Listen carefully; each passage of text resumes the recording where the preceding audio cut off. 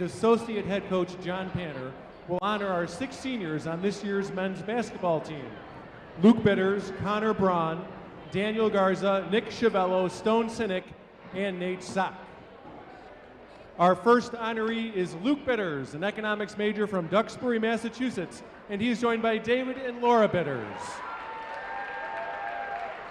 Coach Schauer says of him, Luke has been a 4-year member of our program. It is rare today to see young men who remain dedicated to a program for 4 years when they are not in the rotation. Luke has remained steadfast in his work ethic in the practice, in the weight room, and his enthusiasm for his teammates on game day throughout his career. A mark of a healthy program is the commitment level of older players who are not playing in games. I am so thankful for Luke's willingness to embrace his role in propelling our program forward. Luke, your humility will serve you well when you leave Wheaton College. Ladies and gentlemen, Mr. Luke Bitters.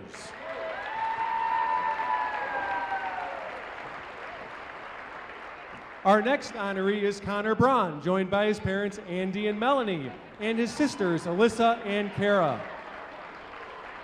Connor is from Tempe, Arizona, and is in the Wheaton Graduate School, earning his master's degree in systematic theology. Connor came to Wheaton after graduating from Northeastern University and has played in 51 games in his 2 seasons, with 267 points and 161 rebounds. Coach Schauer says of him, Connor has been an incredible addition to our program. As a graduate transfer, it was remarkable to see how seamlessly he not only became part of the team, but was viewed as a respected voice and leader. He has demonstrated a mature approach to college athletics, being driven to improve and play his best while not being defined by basketball. Connor, whenever this season ends, you will be able to walk away from the game knowing you checked every box. I cannot wait to see all the ways you go on to impact the world for Christ and his kingdom. Ladies and gentlemen, Mr. Connor Braun.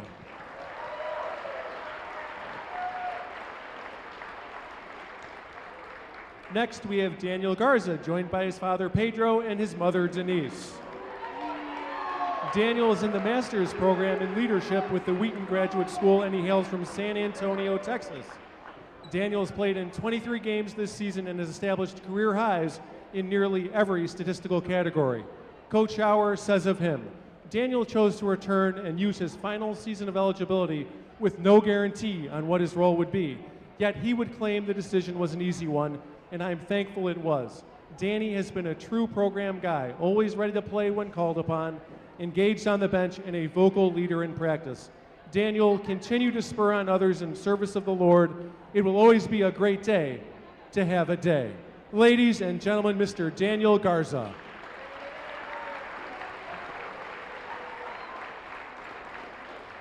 Our next honoree is Nick Chiavello, an economics and Spanish double major from Columbus, Indiana. He is joined by parents Chuck and Elizabeth Chiavello. Nick has played in 88 games in his career with 681 points, making 77 three-pointers and grabbing 331 rebounds. Coach Schauer says of him, Nick has spent his career stepping into and embracing new roles and responsibilities. He has been asked for most of his career to defend the opponent's best player, a vital role for us. This season, we asked him to add point guard to his resume, a position he has not played before. His growth in playing the position and as a leader on the floor has been evident throughout the season. Nick has never been one to back away from a challenge on the court, and this steadfast attitude will serve him well long after basketball ends. Nick, trust the Lord and his calling on your life and continue to lean into the moment. Ladies and gentlemen, Mr. Nick Chiavello. Next, we have Stone Sinek, a business and economics major from Fullerton, California.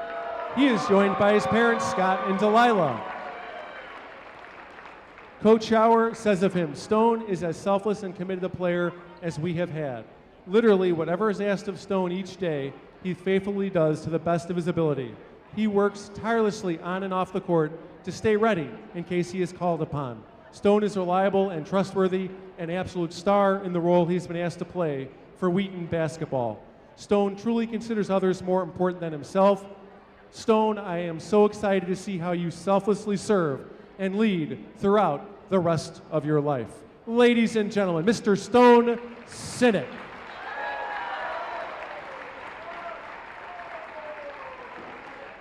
Our final senior tonight is Nate Sock, a mathematics major from Littleton, Colorado, and he's joined by his parents, Sean and Geraldine, as well as his grandmother, Sue Sock. Nate has played in 57 games in his Thunder career with 315 points and 146 rebounds. Coach Schauer says of him, Nate has spent 4 years working incredibly hard on the court and in the weight room. It has been a joy to see the fruits of his labor on the basketball court. Nate is by nature a quieter person, but in key moments this season, stepped out of his comfort zone to embrace a vocal leadership role. Watching a young man find his voice as a leader is a special thing for a coach. Nate, God has gifted you with a brilliant mind and a heart of leadership. Continue to apply both together for his glory. Ladies and gentlemen, Mr. Nate Sock. And let's give our seniors and their families one more round of applause. Thank you so much for everything you've done for Wheaton College and for Wheaton basketball.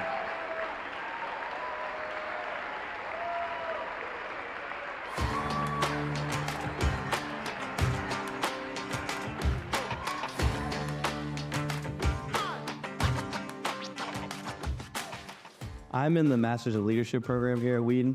I decided to look for leadership programs throughout a bunch of different colleges in my 4th year of undergrad. I really knew I wanted to do leadership and was looking for a Christ-centered leadership program, and there was no better fit for me than Wheaton. I'm in the Masters in Leadership program. After the whole COVID season happened and I heard I had another year of eligibility, I knew for a fact I was gonna take it, and I knew I was gonna play again. Just my journey was, am I gonna do the 5th year senior? Am I gonna do 5th year grad school? And when I was searching for better options or just looking around, well, I was an undergraduate and I heard about the Masters in Leadership program. I was like, this is perfect. This is exactly what I wanna do. With the flexibility of the online formatting for the grad program, it really required me to plan ahead and plan not just a week out, plan in a month out, and that's something I've never done before. During my last academic year of undergraduate, I decided to apply for the master's program, hoping I would get in and have another year to compete with wrestling and be around Coach Grunwald and the Wheaton Wrestling program. I think one of the benefits of the master's program, especially for athletes who have a medical hardship, there was the COVID situation as well, that all allowed athletes to recapture a missed year of eligibility. And so it's great for them to be able to do that and continue their education. Another opportunity would be for any transfer students. They finish their undergraduate degree at another college and they still have eligibility left. It makes it for an excellent opportunity to transfer to Wheaton College and get their master's degree and continue their athletic career as well. I would encourage any athlete to strongly consider a master's program. The cool things about the master's program has been having classmates who are 30, 40, 50 years old and learning from them as well as my professors. To me, the real value is in being able to be here with Coach for 2 more years, being here with Matt and Brendan for 2 more years, being able to learn how to be a leader. I feel great pride in having that degree and having a master's from a school like this. I just know it's gonna benefit me beyond than just a 4-year degree. I would encourage those who are thinking about joining a master's program here to jump right in. The people, the professors, just the overall community of grad students is really special here. Christ-centered community here and the people that you're gonna be surrounded by, it just affirms you that this is such a great place to be, that every step you take and everyone you meet is someone's gonna be supporting you, someone's gonna be praying for you, and someone's gonna want you to be successful in this program.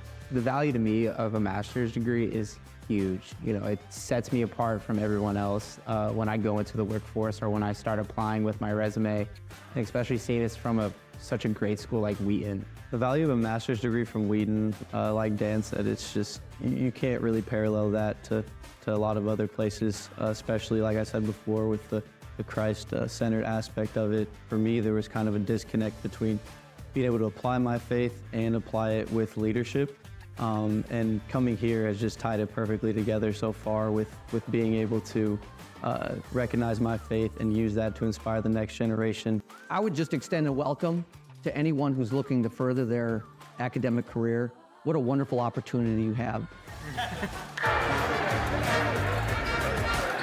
Okay, sounds good.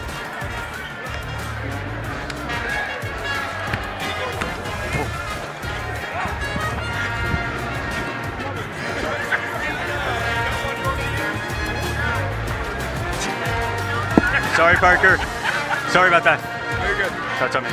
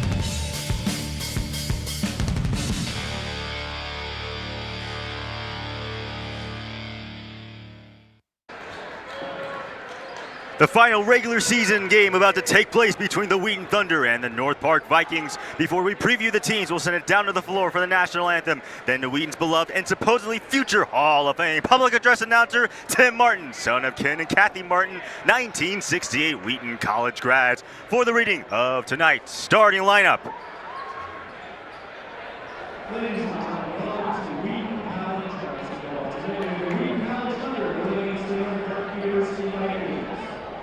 And now would everyone please rise for the playing of the national anthem by Vivace from the Wheaton Community School of the Arts, led by Sarah Lindquist.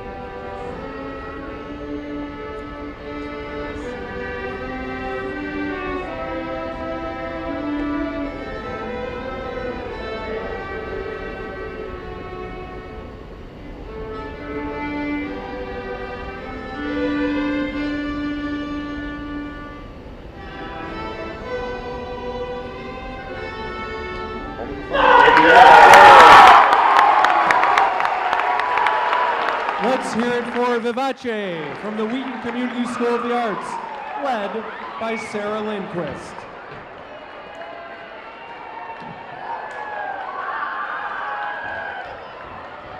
And now the starting lineups. First for visitors from North Park. 6-foot senior out of Chicago, number 10, Shamar Pumphrey. At guard, a 6'3" junior out of New Orleans, number 3, Preston Bax III. At guard, a 6'1" junior out of Richmond, that's number 5, Colden Van Landingham. At guard, a 6'1" sophomore out of Cottage Grove, 20, Lance Nelson. And at forward, a 6'3" senior out of Lake Stevens, 22, Kenton Lay. North Park is coached by Sean Smith, who's assisted by Ed McGee and Mark Smith.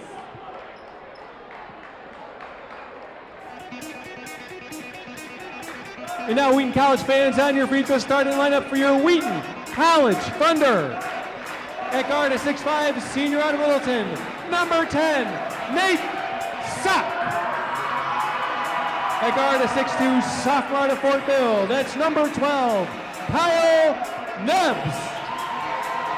At guard, a 6'3" freshman out of Northfield, number 20, Soren Richardson. At guard, a 6'4" senior out of Columbus, number 24, Nick Chavello. And the man in the middle for the Thunder, a 6'9" grad student out of Tempe. Of course, that's number 35, Connor Braun. And alongside Parker Rogers, I'm Aiden Kong. Parker, the narrative is quite simple for Wheaton. Win and you're in the CCIW tournament. Yeah, it's a very simple game that they have to play tonight. Look, we have a bunch of different outcomes that could happen, but earlier tonight, Carroll bested Augustana in their matchup 77-74. So Augustana is pulling for a North Park win tonight to bolster into the CCIW tournament. With a Wheaton win, Wheaton gets into the CCIW tournament because they have a better record against ranked CCIW opponents this season. It's an important match of 5 spots already clinched, 1 more left to go. Who will play Carthage in the first round on Tuesday? Will it be Wheaton or will it be Augustana? And let's roll from King Arena. Wheaton lost to Carthage 79-68 the last time they played on Wednesday, but still an opportunity to make the tournament, as we said before, as Soren Richardson 3 clings out. Yeah, and like you said, it was a 79-68 loss against Carthage, but there were some very bright spots for the Thunder. Chavello led the way with 22 points, and Soren Richardson, the freshman, was close behind with 21. Chavello honored here on senior night. By the way, shout out to Tyson Cruikshank. He is in the building. That shot won't fall. It goes out of bounds. And it's going to be Wheaton ball. The man, the myth, the legend, Tyson Cruikshank back in the building, hoping to provide some good luck to his former Thunder team. Andrew Williams also in attendance along with Cruikshank. Pretty sure there are other members of the last year's squad. Special run to the Elite Eight. Outside, corner 3, Nate Sock. That one's way off though. North Park eliminated on Wednesday night. Oh, what a drive, and Shamar Pumphrey can't get the shot to go. Offensive rebound gathered in, and second attempt won't fall as well. North Park still has the ball though. Nice rebound by Kenton Lay. Van Lanningham on the high floater gets that shot to fall. Talk about second chance points, but I don't think you often talk about the third chance points there, as North Park strikes first in this ball game. North Park has the same conference record as Wheaton. Both are 5-10, but because of their loss and because of the fact that North Park doesn't earn certain tiebreakers, they're technically eliminated from the tournament. Right, if you remember, Wheaton won the first match in the city this year against North Park, 67-49. 2 on the shot clock. Soren Richardson just has to put up the shot, but cannot connect. Here's Colton Van Lanningham, kicks it back to the outside. It's Lance Nelson driving against. One more pass. Shamar Pumphrey, oh nice, no look pass there, and it's Kenton Lay for the first bucket as North Park draws first blood. That was some good ball movement by North Park, spreading the court a little bit and then getting a nice no-look pass inside for the easy layup. See if the foul is against, I believe it's against North Park.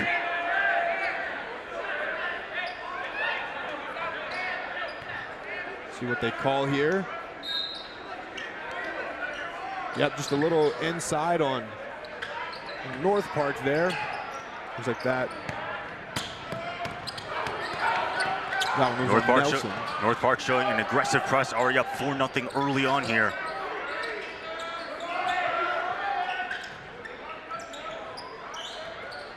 Twelve on the shot clock here. Soren Richardson being paired up nicely by Lance Nelson. 8 on the shot clock. Inside, it's Kyle Neves. Working against Pumphrey, no good though. Neves has been quiet his last few games. He went 0 from 5 from 3 against Carthage, and he is the leading three-point shooter on this Thunder basketball team. Nice move right there by Shamar, and Pumphrey forces a timeout by Coach Schauer. And North Park, even though they have nothing to play for, they're eliminated from the CCIW tournament. It's not like they're going to hand Wheaton the W.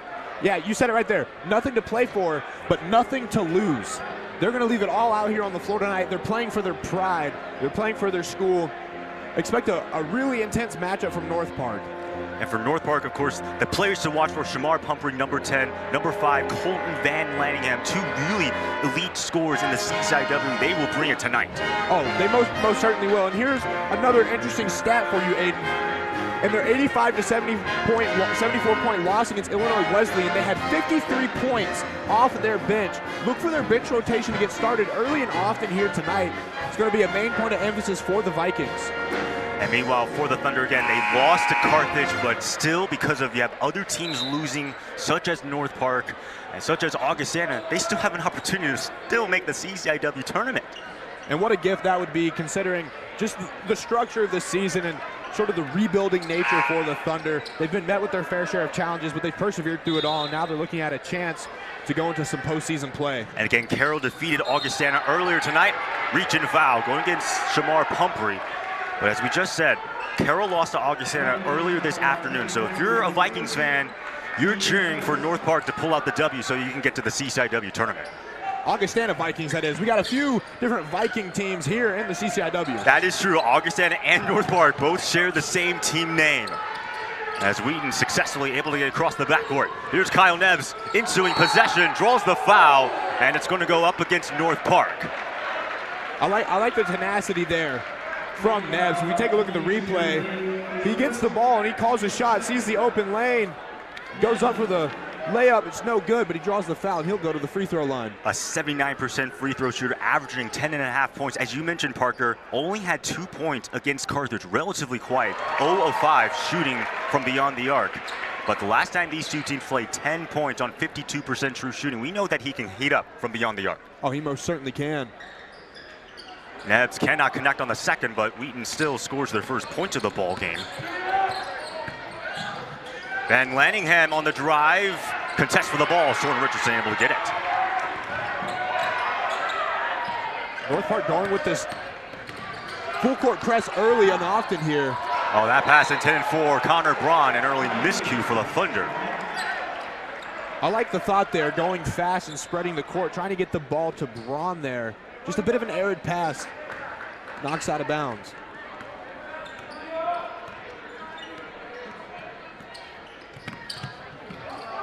Early 6-1 lead for the Vikings. Here's Shamar Pumphrey.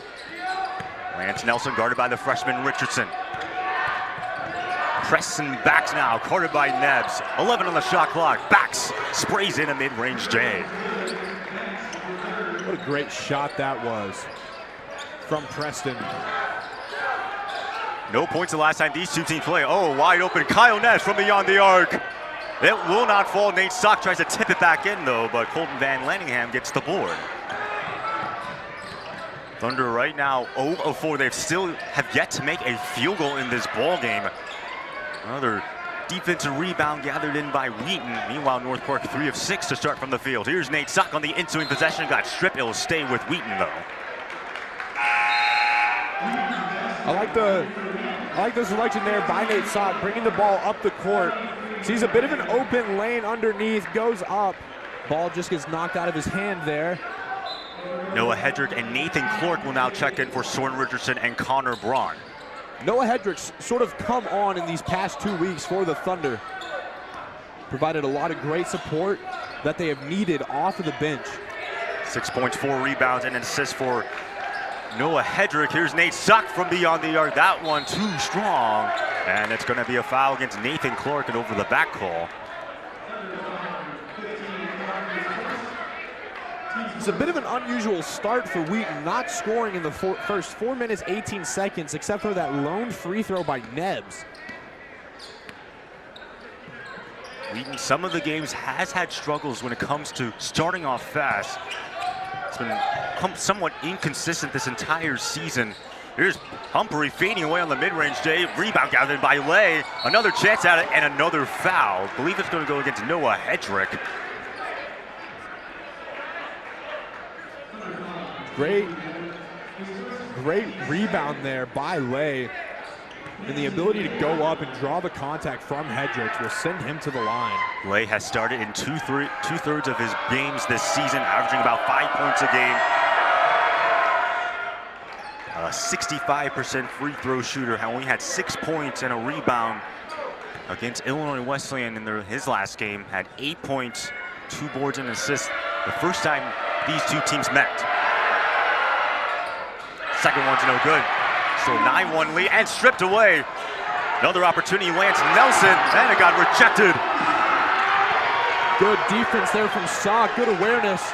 Here's Kyle Nebbs from beyond the arc. That one too strong though.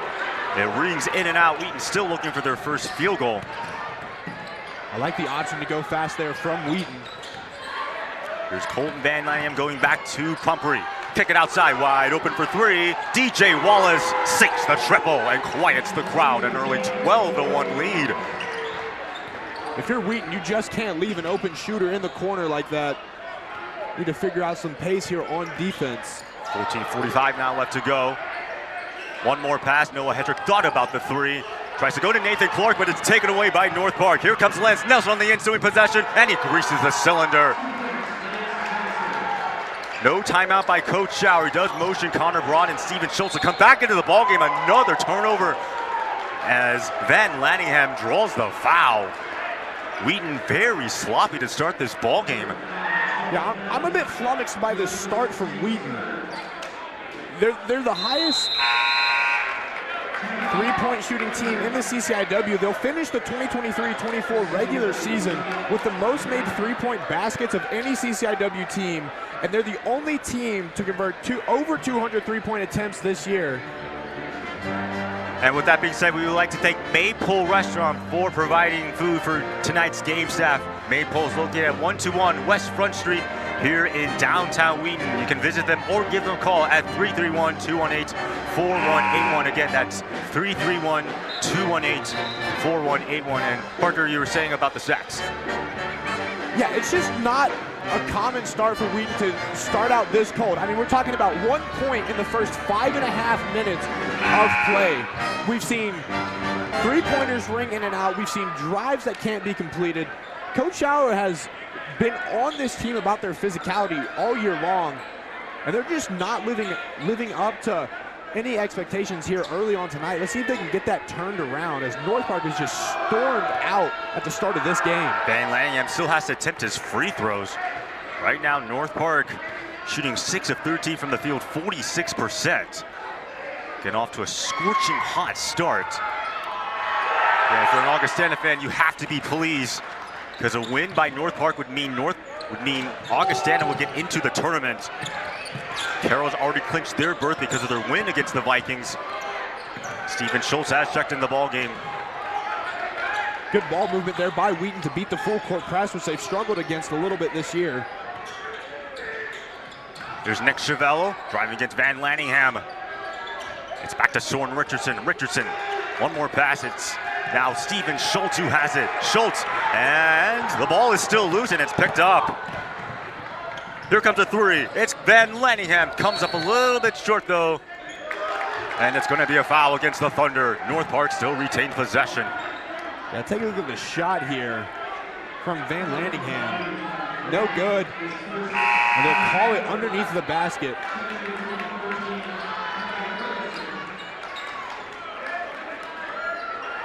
The Thunder 0 of 7 from the field. Again, still searching for their first field goal, as North Park taking advantage of the fact that Thunder have just been cold. Lob inside, an error pass, and Soren Richardson picks it off. Willen Dixon with a bad pass on the inbound there. There's Nick Chiavello inside. Chiavello no good. Schultz able to get in the rebound though. Soren Richardson from beyond the arc. That one also no good. And once again, Thunder coming up empty. Phil Holmes inside. Holmes against Braun. Holmes, and it's going to be a reach and foul going against Connor Braun. Looks like Ty Ferguson is also checked into the game for the Thunder. Maybe he can provide a little bit of bench support here. Nate Zock will also check back into the ball game. Again, North Park, they were eliminated by Illinois Wesleyan, who has the top spot. The road to the CCIW tournament will be played right through Bloomington. Here comes a deep three. That one rings in and out though. And it's going to be a reach and foul going against DJ Wallace. Take a look at the replay here. Yep, just got a little bit tangled up with Nate Zock. And this full court press is absolutely causing a lot of disruption for the Thunder. And the ball is still loose, and once again, another turnover for Wheaton, another takeaway for North Park. Mind you, North Park leads the conference in turnovers forced. Wheaton has the fewest turnovers entering tonight. So interesting paradigm, interesting lenses to look at this matchup. Here's TJ Gardner pulling up from mid-range and knocks it down yet again, 18-1. A 17-point deficit for the Thunder. North Park averages about 10 steals per game. Another takeaway, here comes TJ Gardner, drives, draws the foul, and the shot's good.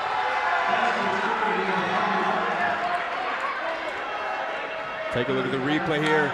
The pass from Schultz to Zock is no good. Stolen by the Vikings. And TJ Gardner goes up, takes the contact, and makes the basket. A chance at a three-point play now for TJ Gardner, the junior out of Chicago. And what's interesting about this North Park roster, they have a lot of transfers from different institutions. Three-point play no good for Gardner, though. Yeah, a bit of an interesting year for North Park. If you look at the team that they had last year, came out of nowhere in the CCIW tournament, ended up winning it, earning them a spot. Yeah, them and Wheaton, the only two teams last year on the CCIW that got bids into the tournament. Of course, North Park got all the way to the Sweet 16, Wheaton all the way to the Elite 8. One more pass. Nick Chevelle, can he end the drought? He will.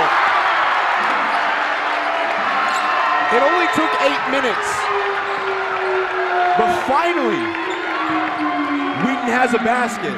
And as my colleague Xavier Jones likes to say, basketball is a game of runs. Let's see if Wheaton can take advantage of the momentum. One more pass, a wide open three, and draining it right back. It's Phil Holmes. Says, not so fast. How many times do you see a 6'9" center take threes like that? Another miscue, and here comes Phil Holmes again on the fast break, but he misses. Nate Sock able to gather in the board. Here's Steven Schultz, comes up a little bit short and tipped. Ball still loose, but gathered in by Julian Gatewood, who just checked into the ball game. I like the urgency from Wheaton. They just need to come down with these easy baskets. Right now, North Park 50%, 9 of 18 from the field. They have forced 8 turnovers so far. Gatewood, step back three, rings out. Richardson, one of the better scorers. Let's see if they can get him heated up. It's Chevelle. Chevelle slices. Oh, Ty Ferguson decides to go inside. One more pass. Soren Richardson for three. Boom goes the dynamite. Right on cue. Soren Richardson. Looking to cut into this deficit. First field goal for Soren Richardson. Only the second field goal for the Thunder. Gatewood, too strong. Wheaton turning on the accelerator. This Nick Chevelle trying to slice to the defense. Hard contact and a foul. Going to go against Phil Holmes. I agree with Chevelle's urgency to get to the basket. Sees his shot, makes the drive, but he's just overpowered at the rim. Good job by Dixon there, getting his arm up, but he drew the foul. So Nick Chevelle now to the free throw line, a 60% free throw shooter. As you mentioned, Parker led all scorers and points against Carthage, 22-6-5, shot 64% on true shooting. 2 double-doubles on the season. And that came against Illinois Wesleyan and Augustana. And how about this? I mean, you talk about a unicorn, or you talk about those stat stuff, and Nick Chevelle leads the team in points per game, rebounds per game, and assists. The team revolves around Chevelle. I almost feel as if the team goes as Chevelle goes. If he's having a good day, the team's having a good day. But it's not just him. There are other role players on this team that step up when they need to. Here's Devontae Robinson with a nice move inside. 25-7 now. And once again, showing a very aggressive press is North Park. And for Nick Chevelle, oh my goodness, that went off of Noah Hedrick's hands. And yet another turnover. That's now 9 first half turnovers for the Thunder. Not something at all that you want to hear in the first 10 minutes of a ball game. 9 turnovers. The last time these two teams played, the Thunder only had 12 turnovers total. They're already 75% of the way there. And again, this is a team that does not turn the ball over that much. Oh, hard contact. That's going to be a foul, though, against North Park. So they do turn it over. I believe an illegal screen. They might have called a moving screen there on Trayvon Roots. Either way, Thunder will get the ball, and this full court press is still causing so many problems for the Thunder. That's only the second turnover from North Park. As Wheaton able to get across the backcourt. Here's Noah Hedrick. Thunder right now 2 of 12 from the field again. Looking for something to get themselves going. Richardson finds Kyle Nebbs, a corner 3. Nebbs, though, too much sauce on it. Kyron Garner, oh, a nice feed inside. They don't call a foul. Doesn't matter because Trayvon Roots has a field goal. Good urgency from each side, but it's just North Park is getting their open shots and getting them to fall. Wheaton just can't find any rhythm here early in this ball game. Nate Sock on the way up, draws the foul. He'll go to the line. And the first time these two teams played, North Park didn't really employ this aggressive of a press. But in this game, essentially with nothing to lose, they're like, let's just do it. I think they've watched their film. We've seen a fair share of times this year that the full court press has created an immense amount of problems. Nate Sock to the free throw line. Another issue for the Thunder, especially when they played Elmhurst, was the fact that they missed a lot of free throws. And then in their last game against Carthage, I don't know what's more shocking, is the fact that they only had 7 attempts from the free throw line, or the fact that all 7 attempts were taken by the same guy, Nick Chiavello. It certainly is a bit perplexing. Oh, hard fall there for Shamar Pumphrey. No foul, though. The Thunder down by 20. Nick Chiavello on the break. Oh, it got blocked. Trayvon Roots. Wheaton still has possession, though. Looks like Daniel Garza has checked in the game for the Thunder, the 5th year out of San Antonio. Here's Nick Chiavello. Finally takes the 3 and sinks the triple. Chiavello doing everything he can to try and provide some sort of spark for this Thunder offense. Let's hope that continues to carry. All of the Thunder field goals have come from beyond the arc. A 3 on the instant possession got blocked. Devontae Robinson on the attempt. Great look from Nebbs there, blocking the 3 ball. Hedrick from beyond the arc. That one rings out, though. Something that I would want the Thunder to do, something that I'm looking to see, is greater urgency for the offensive rebound. We don't see that often. Wheaton's not a team that relies heavily on the second chance points. In fact, Wheaton, they are actually dead last in terms of offensive rebounds per game. One more pass. Here's now Shamar Pumphrey. And able to find Trayvon Roots. 5 on the shot clock. And now a jump ball. Possession will stay with North Park. The great defense there from Sock to, one, get it away, and then get the jump ball call. So as you said, North Park will still retain possession, but a little bit of urgency for the shot clock. Robinson to inbound. Has to put up the 3. Pumphrey, too strong. And Daniel Garza able to gather in the loose miss. 7:40 now left to go. Again, Wheaton wins. They're in the CCIW tournament. If they lose, they're out. Augustana would take their place instead. Winner goes and plays Carthage. North Park, as we said, out of the CCIW tournament, but trying to play spoiler. 8 on the shot clock. One more pass. Noah Hedrick, goes inside. Now finds Chiavello and draws the foul. Good ball movement by Wheaton. That's something that they've prided themselves on this season, is their ability to spread the ball around the court, create their open shots through their passing. But as you see, they got 3 guys lined up on the perimeter. That's where they know that they can hit from. And for Nick Chiavello, as we mentioned before, leading the team in points per game, rebounds per game, and total assists.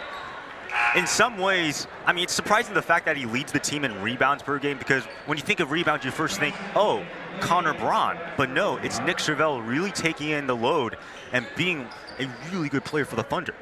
Yeah, you would think that your biggest man would get the most rebounds. But Nick Chiavello, the leader of this team, has taken the duty upon himself just to make this team go round. Every well-oiled machine needs an engine, and Nick Chiavello is the engine for this Wheaton Thunder basketball team. 4th in the CCIW in assists. Again, a really all-around dynamic player. Here's Shamar Pumphrey. Mid-range jumper. It's around and out, though. Under 7 minutes now left to go. Let's see what the Thunder can do. Hedrick going to Kyle Nebbs. Hard contact, no foul, though. They're letting them play on. Hedrick again. And they're going to call a blocking foul against Keaton Lay. Lay not happy with that call. But good from Hedrick. On the drive, was looking for Nebbs. He'll head to the line. And like we said earlier, he's come on these past couple weeks. Provided a lot of bench support that the Thunder had been missing. Best game probably came against Calvin. 17 points on 61% true shooting. Both teams now in the bonus. So both will be shooting free throws the rest of the way. Thunder with 16 fouls, North Park with 8 team fouls. I believe it may have been the Augustana overtime game where Hedrick came off the bench and went 100% from the field. Buries those free throws there. 14-point deficit. North Park, again, nothing to play for. We're going to have to make the Thunder earn the W in order to make the tournament. Here's Van Lanningham seeking the mid-range jumper. And another timeout taken on the floor. For the Thunder, obviously trying to shake off that cold start they had in the first half and somewhat making progress, but they're still down by 16 points. Yeah, you're making progress, you're cutting into the lead, you're starting to find your rhythm just a little bit, but they're not quite there. We haven't seen Connor Braun out for a while. He's got his warm-up shirt on the bench. It makes you wonder if there's, something nagging with him, because he's one of the beating hearts of this team. He's one of the leaders of this team. And what's interesting about North Park, if you look at the CCIW preseason poll, North Park was the favorite, but it wasn't by that much yet. Illinois Wesleyan, Elmhurst, and Carthage. In fact, North Park, Carthage, and Elmhurst all received first place votes. And how about Illinois Wesleyan? They were close. They didn't receive a single first place vote, yet they will be hosting the tournament in Bloomington. Yeah, I think Illinois Wesleyan heard the chatter, heard the noise, and decided to respond and prove everybody wrong. What a fun conference tournament. Will Wheaton join them, or will it be Augustana? One more ticket left. Who will clinch it? Daniel Garza picked up by Pumphrey. Inside, back out. Soren Richardson, a corner three. Too strong, though. Fight for the board. Nice rebound there by Phil Holmes Jr., the junior out of Chicago, Illinois. Van Lanningham takes a three and drills it. Another triple there. That's the third made three for North Park. Van Lanningham led Viking scorers with 18 in their loss against Illinois Wesleyan on Wednesday. At 38 points against Carthage as well. That's a career high for him. Named first team all CCIW last season. And another turnover there. Here comes North Park pushing the pace. Phil Holmes, and it's going to be a foul.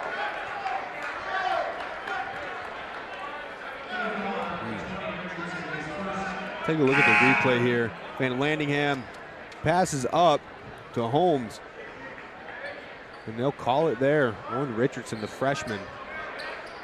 And I don't think anyone expected this result early on. Even the first time these two teams played, it was back and forth, and Wheaton was able to prevail at the last moment. North Park, they have seemed to have some sort of spark, some sort of motivation, even though, again, they have nothing to play for. Wheaton, if anything, should have all the excuses to play for something. But right now, the Thunder, again, not off to the best start. And if this continues, they'll be out of the tournament. Another turnover, Holmes, and another foul. Make that 11 turnovers for the Thunder in the first half of this ball game.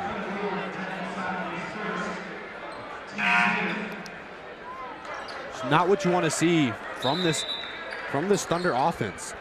So again, it should send Phil Holmes back to the free throw line, a 66% free throw shooter. And the thing about this North Park defense is that they're the second worst scoring defense, giving up about 74.3 points per game. But they make it up by blocking a lot of shots. They lead the conference in blocks and steals, averaging nearly 10 steals a game. Both of those first in the CCIW. Yeah, this is a very defensive-oriented team, and that's exactly what we've seen here today from the from the Vikings. Just causing a lot of havoc on the Thunder side of the ball. Leading scorer for North Park, by the way, Colton Van Lanningham, 9 points. Leading scorer for the Thunder, Nick Chavello, who has 7.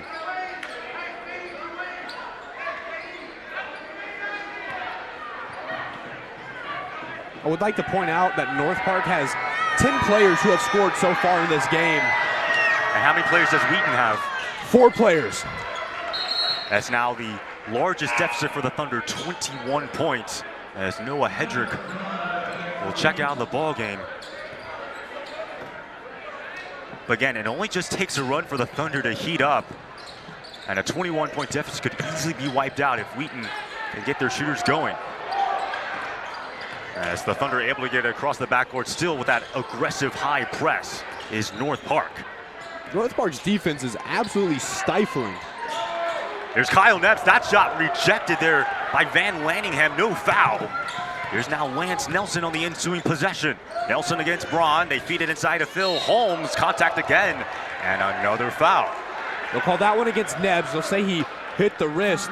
From where we're sitting, it looked like he had the ball, but see what we see on the replay here is Nelson dished to Holmes, And Nebs may have just got a little piece of him there. So once again, Phil Holmes going back to the line. As you mentioned, Parker, this was a North Park team that finished second in the conference last year. They ended up winning the CCIW tournament. They defeated Elmhurst, one of 2 teams from the conference to get bids into the NCAA tournament. Made it all the way to the Sweet 16. They defeated Schweneke and WashU. They eventually lost to Mount Union, who would be the runner-up, to Christopher Newport, whom the Thunder lost to in the Elite 8. Yeah, both of these teams had great seasons last year, and they've both been on that rebuilding track. It was also interesting the fact that people say that the NFL has the most parity. You can argue that the CCIW in some ways also has a lot of parity. I would have to agree there, just with how dynamic and movable that the conference is. Just because you finish as one of the top teams last year doesn't mean you'll finish again, as Connor Braun trying to get the crowd going, drills his own 3-pointer.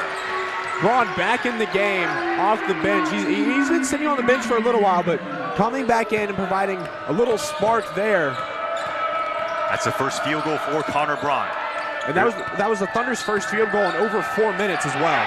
There's a takeaway there, and here comes the Wheaton. Crowd is feeling it. Chavello, that shot got blocked, but they're going to call a foul against the Vikings. Yeah, Chavello just couldn't take off on that shot. Never really had control of the ball on his way up. Good awareness there, good defense by Daniel Garza, and then Chavello taking it upon himself. Just can never get that ball up and out of his hands, but he'll go to the line for 2 free throws. And the Thunder right now, 4 of 19. Vikings 13 of 19 shooting from the field.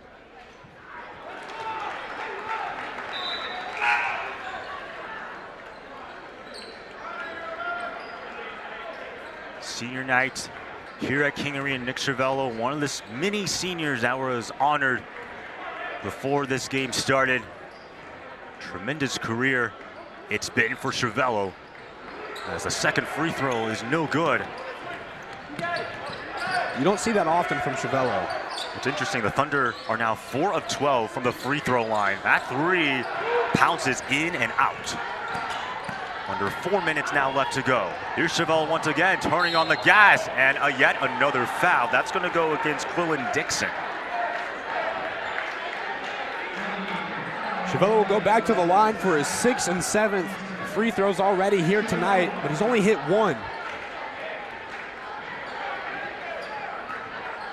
Pardon me, make that 7 and 8.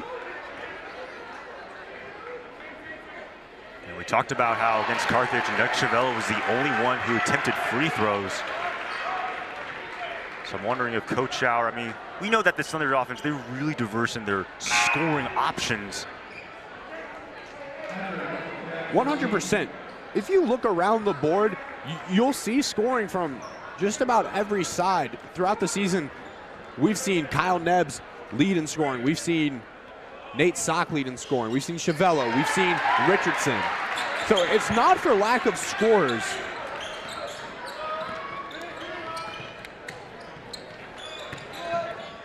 There's Quillen Dixon working against Noah Hedrick. And corner 3 is taken. That one comes up a little bit short. Nice rebound there, though, by Dixon. Dixon tries again. Oh, got blocked. Noah Hedrick rejects it.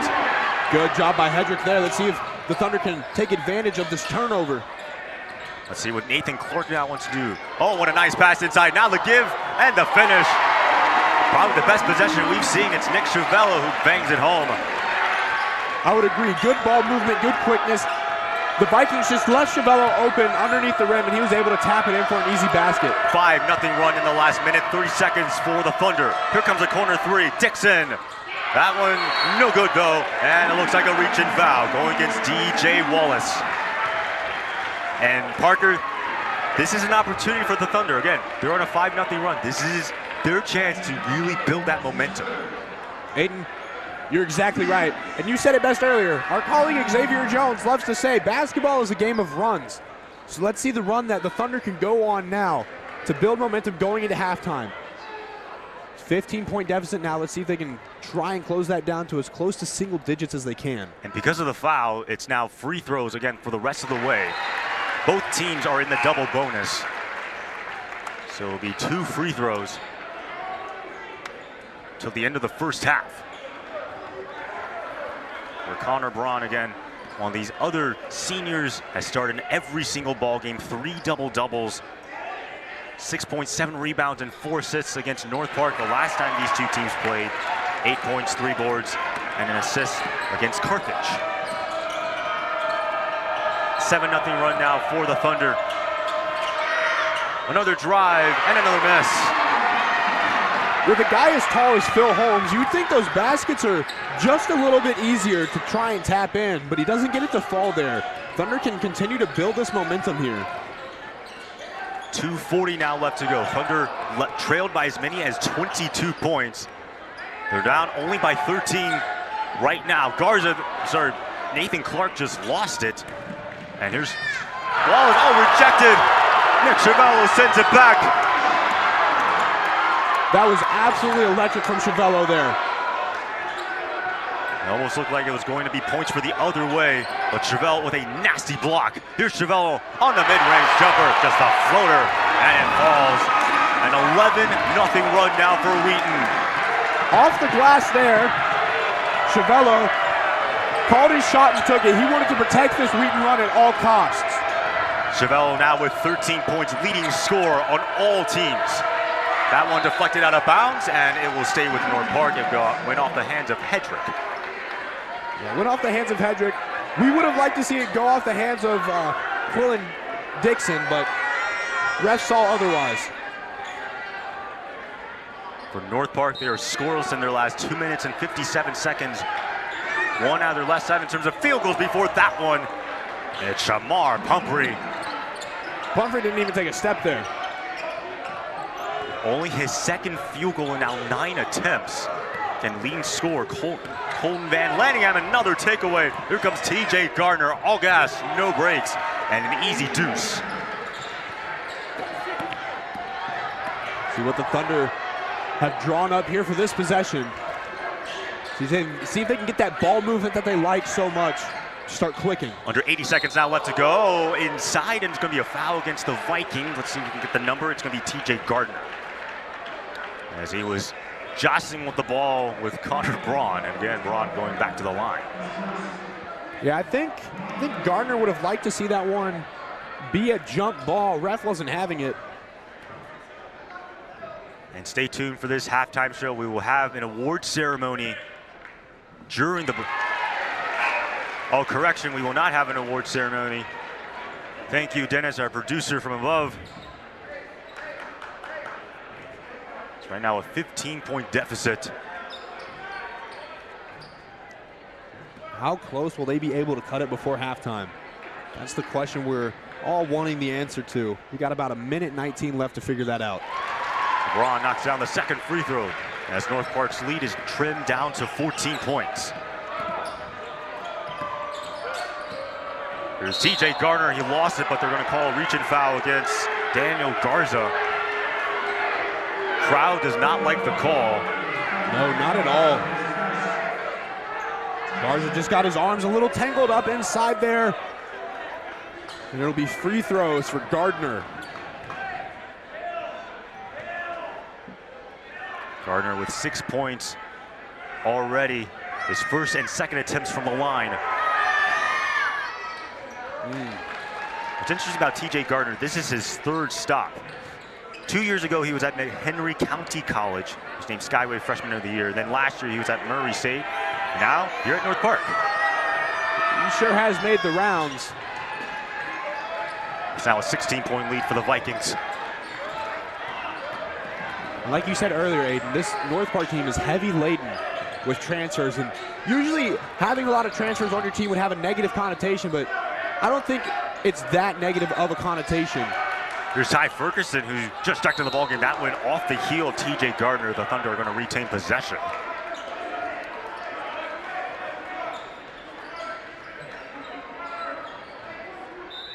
More often than not, if you got transfers coming in, that means you have a dynamic effort to have guys that want to be on your team. Under 50 seconds now left to go.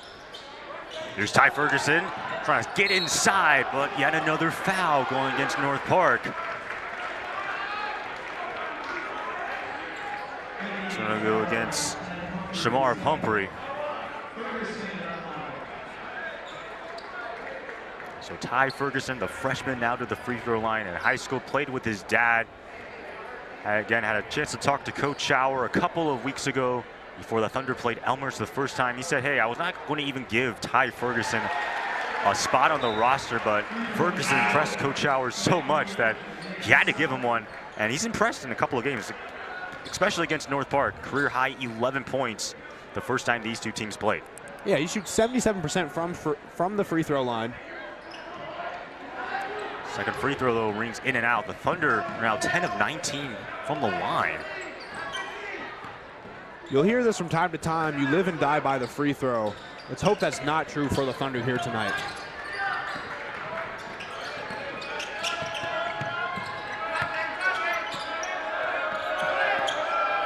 Ten on the shot clock. Here's Devontae Robinson. Robinson, shot won't fall. Fight for the board. It's still loose, and North Park able to get it. Shot clock resets. It's now turned off. Oh, the alley hoop and the finish. Phil Holmes, a beautiful lob there.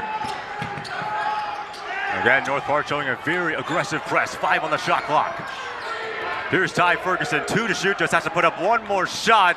That one's too strong, and that will be the end of the first half, as the North Park Vikings coming into the Palace.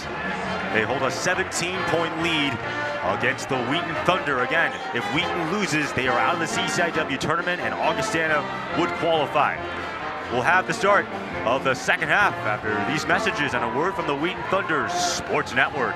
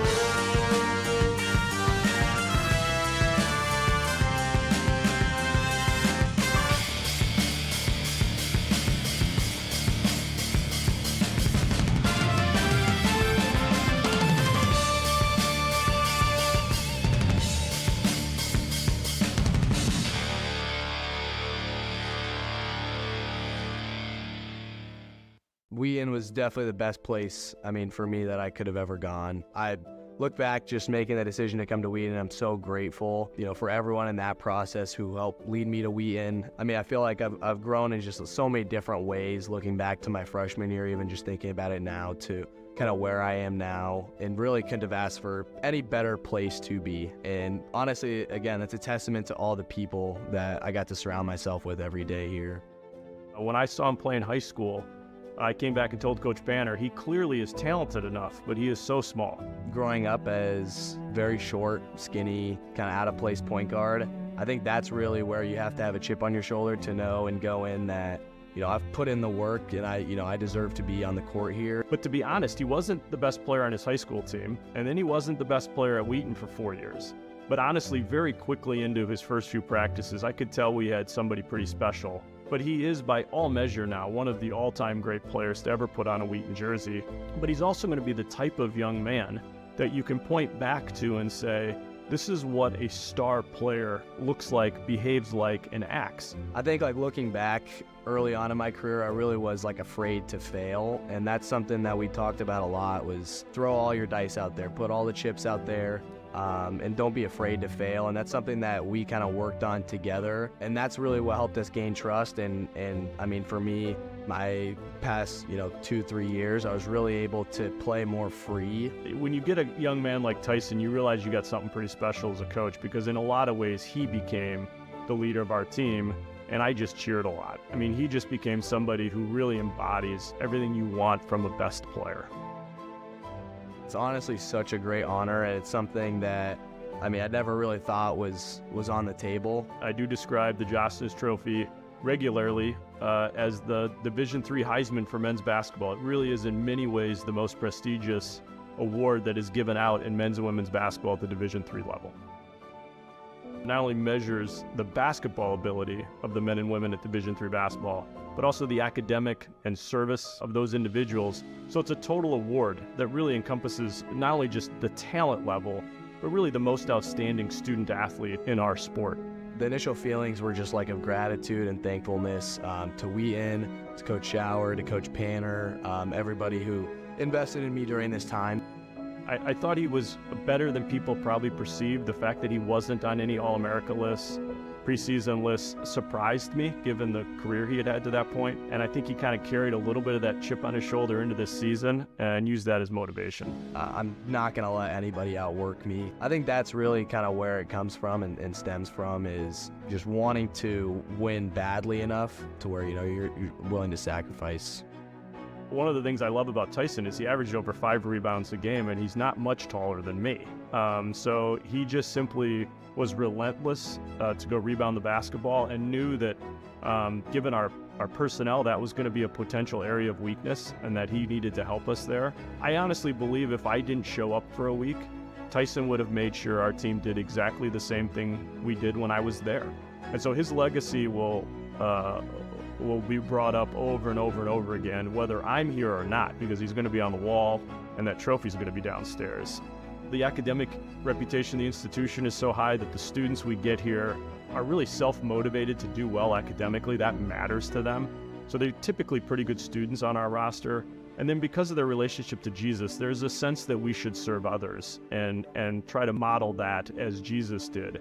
Looking back on the Israel trip and Zimbabwe trip, those are two things, just looking back on my career, that I will never forget. The relationships that we built out there were just so incredible. Go to the Holy Lands, we're going to do all those biblical sites and really study the Bible on that trip. And our trip to Zimbabwe, which Tyson also went on, we did clinics and did service projects, and we are going to visit the historical sites and do some fun stuff in addition to playing some games. But we're going to do it in a different context than most Division III basketball programs. There's just so many incredible things about those trips. Makes the whole time at Wheaton, and specifically a Wheaton basketball player, just so special. All he cared about was winning, and that just makes life easy for a coach. Because if your best player cares about that and your best player has his work ethic, it's hard for other people to come up with too many excuses. They sort of follow because he's just such a great leader.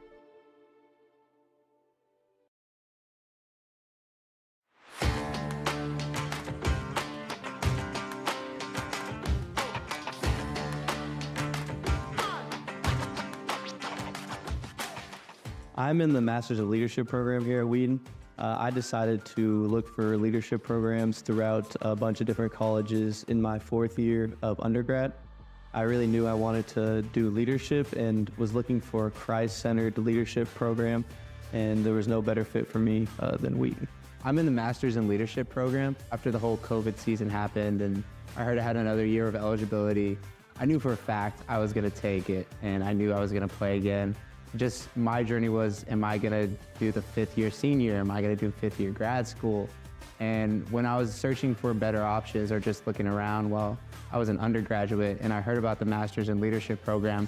I was like, this is perfect. This is exactly what I wanna do. With the flexibility of the online formatting for the grad program, it really required me to plan ahead and plan not just a week out, plan in a month out, and that's something I've never done before. During my last academic year of undergraduate, I decided to apply for the master's program, hoping I would get in and have another year to compete with wrestling and be around Coach Grunwald and the Wheaton Wrestling program.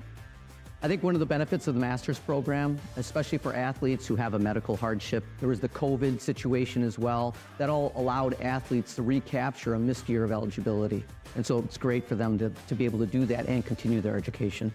Another opportunity would be for any transfer students. They finish their undergraduate degree at another college and they still have eligibility left. It makes it for an excellent opportunity to transfer to Wheaton College and get their master's degree and continue their athletic career as well.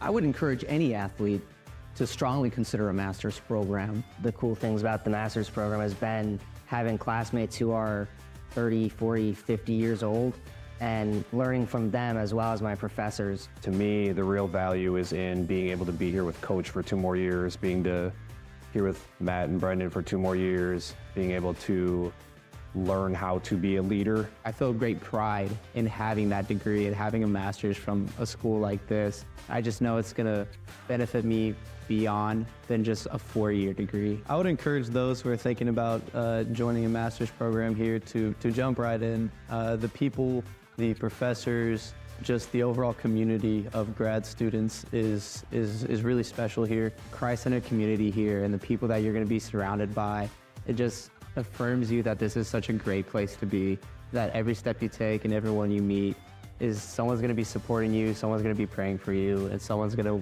want you to be successful in this program. The value to me of a master's degree is huge. You know, it sets me apart from everyone else when I go into the workforce or when I start applying with my resume, and especially seeing this from such a great school like Wheaton. The value of a master's degree from Wheaton, like Dan said, it's just, you can't really parallel that to a lot of other places, especially like I said before with the Christ-centered aspect of it. For me, there was kind of a disconnect between being able to apply my faith and apply it with leadership.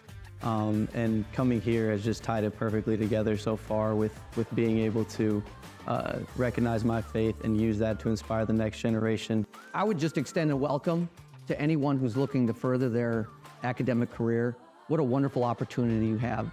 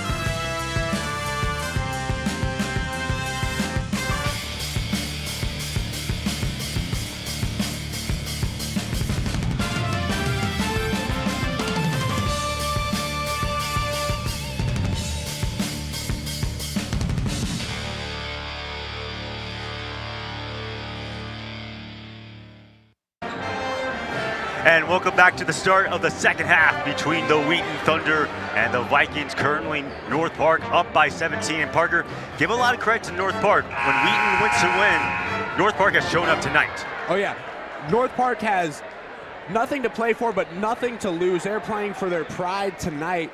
And they absolutely bludgeoned Wheaton in the first half, starting off strong with a 20-1 run. If you're North Park, you're loving that. If you're Wheaton, you're hating that. But Wheaton luckily able to cut down into that deficit just a little bit. I think we saw it as low as 13 at one point. Wheaton had that 11-0 run that they were running on towards the end of the first half. 17-point deficit. If you're Wheaton, you really need to come out strong here. You need to put the ball in the hands of your playmakers. But North Park has been stifling on defense. They have created havoc for the Thunder. So let's see how the Vikings choose to come out defensively. The Thunder had 13 turnovers in the first half. North Park had 4 players with 2 or more steals. And we're off and underway. Can the Thunder come from behind again? Win and you're in the CCIW tournament, lose and you're out, and Augustana would be in instead. Final night of action, final game of the CCIW. We're glad you're with us. I bet Nick Chavello is glad as well. Got a field goal right there. I'm thinking put the ball in Chavello's hands. He controls the offense. He controls the scoring right now. He has 13 points. Let him cook tonight. Again, one of many seniors that were honored before this ball game, coming with a masterful performance. And it looks like Colton Van Lanningham was poked in the eye. Ooh, you hate to see that one. He's doubled over a little bit, trying to blink out whoever's finger he had in his eye. It's like that'll be Garza. He just kind of turned wrong into Garza's hand. Those freak accidents that can happen when playing basketball. Wade, we're no stranger to freak occurrences. We had that 30-minute delay earlier in the season. Yeah, and it looks like they're going to call a foul against Garza. He's in disbelief again. That was also from beyond the arc, so that means it's going to be a 3-point play. Yeah, potential for the 3-point play. Yeah, Garza coming down off the jump, just barely clipped his elbow. And Colton Van Lanningham averaging close to 18 points. He's the leading scorer in the CCIW. Also leads the team in rebounds, as you mentioned, Parker. 38 points against Carthage, 18 points against Illinois Wesleyan as well. Yeah, he's come on. He was their leading scorer last game against Illinois Wesleyan. He provides a much-needed spark. This season won 2 CCIW Student Athletes of the Week awards, one on November 13th and one on January 2nd, and no surprise to see North Park play a press. Yeah, if you're Wheaton, you really need to break up the press. Wow! What an effort by Braun. I think the crowd speaks for itself. They clearly like that. Great speed there, great urgency. Like I was just saying, you need to break up the press and run your half-court offense. Here's Shamar Pumphrey pulling up that shot off the heel. And the Thunder, their largest deficit was 22 points. Down 14 right now.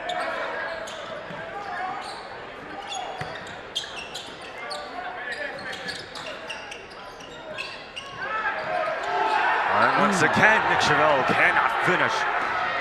The Thunder 6 of 22 shooting from the field. North Park really effective, 16 of 39, 41%. And Lanningham, no. That last shot from Chavello is one that you typically see him make. And once again, Connor Braun trying to get his second field goal of the second half. Can't get it to go. That one is tipped. Kyle Nebbs almost had an interception for a moment. And the ensuing possession, Kenton Lay bangs it in. Yeah, we're seeing a little bit of back and forth here between these two teams. It's just North Park is getting their shots to fall. Wheaton's trying to pick up the urgency, trying to pick up the pace, but they're not getting their shots to fall. Those last 2 shots from the Thunder are routine shots that they usually just lay into the cup. Didn't get them to fall. Lay 3 points, 5 rebounds in the first half. Here's Braun taking the 3. Braun is out though, fight for the board. No foul, great effort there by Nebbs. Here's Chavello for 3. That one comes up short. And oh boy, friendly fire. As you had Lance Nelson and Preston Bax hitting each other as they were both going for the defensive rebound. Yikes. I think Coach Smith had friendly fire turned on for that one. Now, luckily, both guys are okay. High off the glass, but missing is Pumphrey. See what the Thunder have in store here. Nebs on the ensuing possession for three. Boom goes the dynamite. Nebs only had 1 point in the first half. That's his first field goal of the ball game. Yeah, Nebs, if you remember, he scored the first point of the ball game off of a free throw. He was 0 for 5 from free last game against Carthage. And stepping back. No good, though, for Van Lanningham. Nebs is the leading three-point shooter on this team. Oh, Connor Braun draws the foul with a chance at a three-point play. It goes against Preston Bax. And this crowd is feeling it.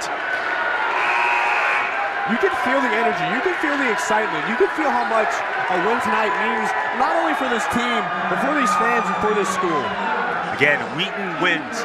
They are in the CCIW tournament. North Park trying to play spoiler. Augustana cheering for North Park as well, because if North Park can take care of Wheaton tonight, Augustana would be in the conference tournament despite their loss this afternoon against Carroll.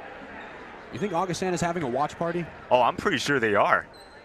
And I also think Carthage will be having their watch party. And it's going to be another foul against North Park. Yeah, it looks like Pumphrey came off the line early there. Braun will get 2. So the failed attempt at the three-point play. Now, Braun looking for 4 straight. Again, for Antoine Nesbitt of Carthage, they're still trying to find out who they're going to play on Tuesday, whether it's going to be the Thunder or it's going to be Augustana. And if it's Wheaton versus Carthage, these two teams just saw each other on Wednesday. Yeah, you think Wheaton would be primed for a little bit of a revenge match. On the drive, shot is good. A chance at a three-point play. Yeah, Nathan Clark a bit perplexed at that foul. Seems to say all he did was have his hands up. I guess a good job from Lance Nelson for leaning into the body of Clark. Yeah, Nelson, an 81% free throw shooter, averaging 6.5 points this season. The sophomore out of Cottage Groves, Wisconsin, nails the three-point play. And that pass almost deflected and intercepted by Van Lanningham. And another foul going against North Park. But that one occurring in the backcourt. Let's see what they call here. Look at the replay. Van Lanningham. Yep. Right. Got Ferguson right in the face. And the clip right there for Van Lanningham. That's now his second personal foul. No one really in foul trouble for both teams. Yeah, pretty even on the fouls here tonight. We saw both teams in the first half being the double bonus. Here comes North Park, meanwhile, the ensuing possession. A three-pointer by Lance Nelson. He sinks the triple. Crowd has gone just a little bit silent now. Kyle Nebs wide open for three. No. And a fight for the rebound. That one is somehow saved. Wow. Jamar Pumphrey went hard to the floor. And meanwhile, just chaos. Lance Nelson also took a huge tumble. Yeah, good job by Kitten Lay there. Ooh. I think he just tripped himself. Now, hopefully he's all right. Spilled hard to the floor. I can feel the floor shake under me. That happened right in front of us. I know.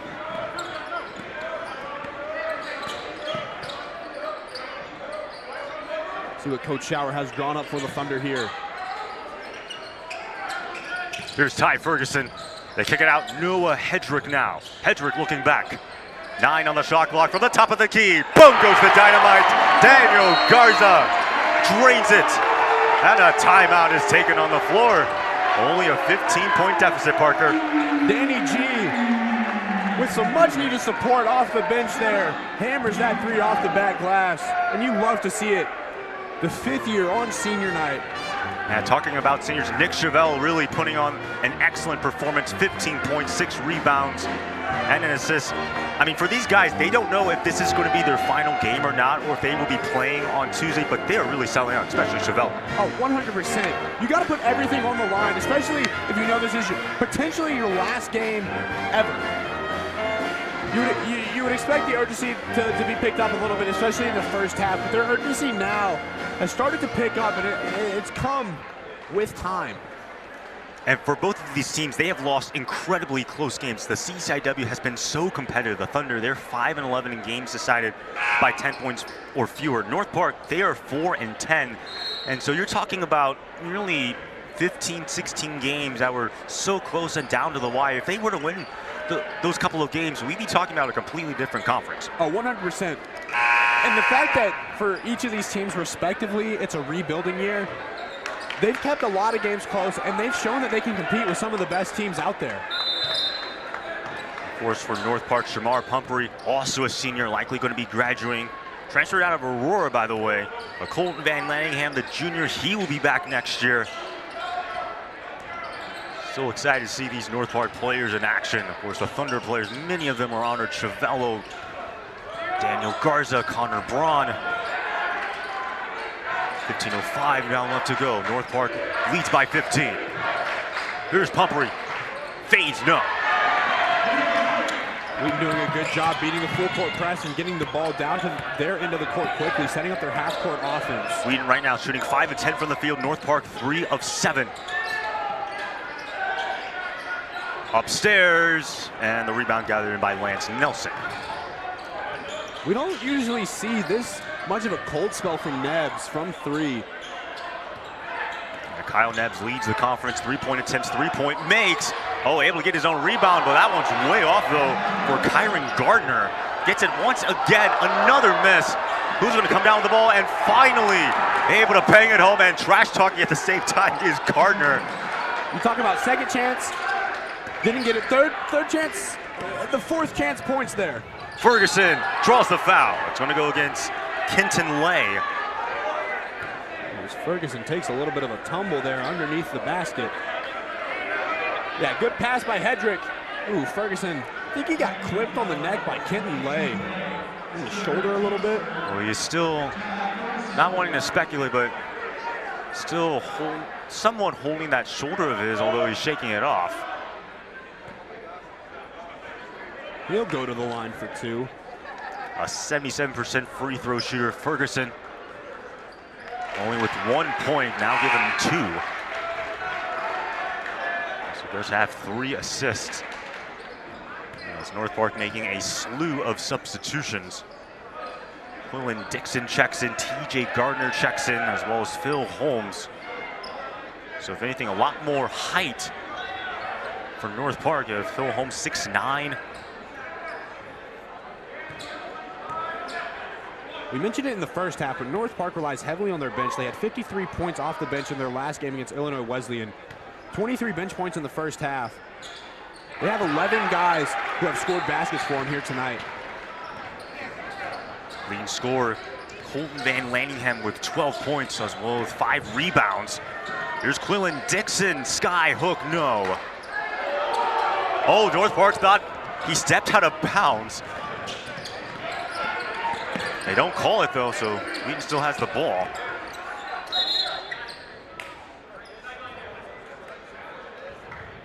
Looks like Coach Schauer may have called a timeout. Ty Ferguson will come out of the game, get checked out by the trainer. Hopefully he's all right. So he does check out. Nathan Clark comes in as well. Garza on the inbound. See if Wheaton can start a little run of their own here. And North Park nursing a 15-point lead. Trying to spoil the Thunder chances of making the CCIW tournament. Again, a win and you're in if you're Wheaton. If they lose, they're out, and Augustana would replace them. 8 on the shot clock. Here's Nick Chavello. Chavello looks back. It is Clark. 3 to shoot. And Clark fell down. Shot clock expires. No foul for a block. TJ Gardner back upstairs. It's Phil Holmes. Great ball movement there underneath the rim, getting the ball around the Thunder defender, just being able to put it in. I mean, Phil Holmes is a tall guy. Holmes now with 10 points in this ball game, one of 2 scores in double figures alongside his teammate Colton Van Lanningham.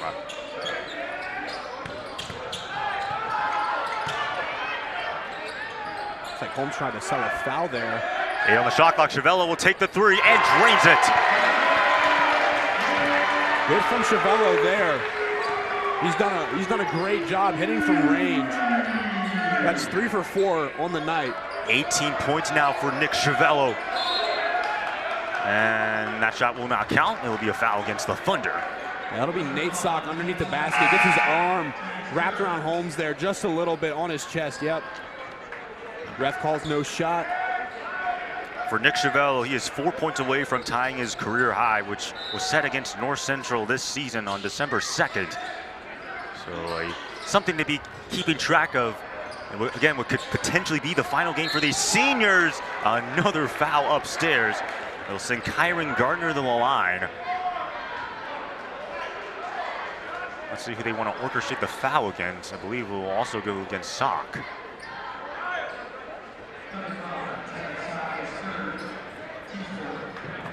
So if Kyron Gardner to the line again, one of these many transfers.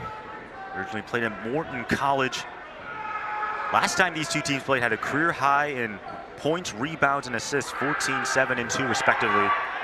Also a guy that started the first 4 games before being relegated to the bench, as North Park was still figuring out their starting combination. It looks like Coach Smith has it somewhat settled, as he has Gardner primarily operating off the bench. But just because he's coming off the bench doesn't mean that he's not an important piece on this team. I mean, 53 points off the bench. They get a lot of their points from the bench, so they rely heavily on their rotation. And sometimes you have those players that are deemed the spark plug. Oh, 100%.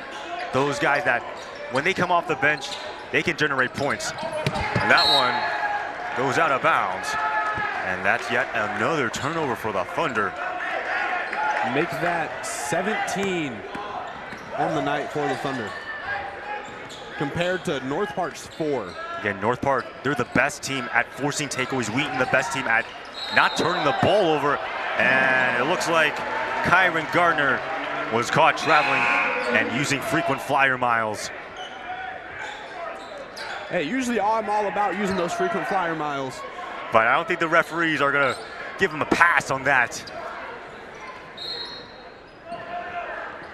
See if the Thunder can break up this full court press a little bit here. 61-45, North Park leads 16.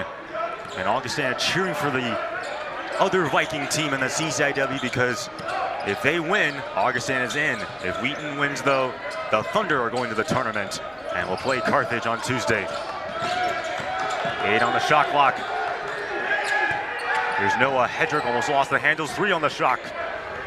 Garza has to just put up the shot. That one is going to be a shot clock violation, as it did not touch the rim.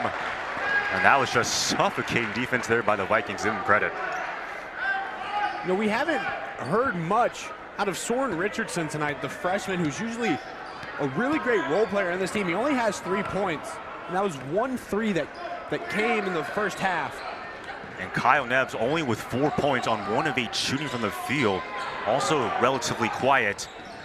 And they were trying to go for a backdoor pass to Phillip Holmes, but instead it's a turnover. The same with Nate Sock.